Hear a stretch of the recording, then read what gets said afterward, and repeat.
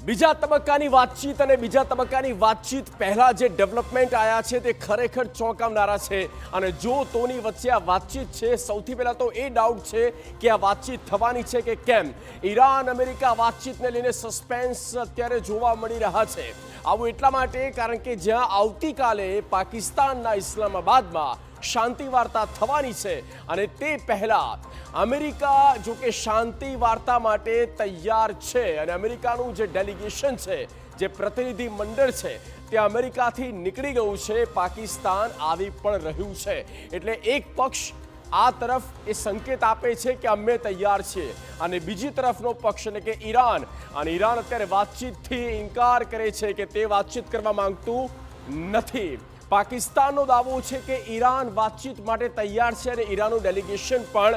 આવશે આ પાકિસ્તાનને લાગી રહ્યું છે હોર્મુઝ સ્ટ્રેટને લઈને હજુ પણ મતભેદ જારી છે અને તેના કારણે જ ઈરાન ભડક્યું છે ટ્રમ્પના નિવેદનોથી અમેરિકાના એક્શન્સથી યુરેનિયમ મુદ્દે અમેરિકા ઈરાનમાં એક મોટો વિવાદ થઈ રહ્યો છે યુરેનિયમનો સ્ટોક જથ્થો અમેરિકાને નહીં આપે ઈરાન બહુ જ ક્લિયર છે આ બાબતે ઈરાન અને અમેરિકા કહે છે કે યુરેનિયમનો જથ્થો આપવો પડશે આ છે શરત અને આ જો શરતો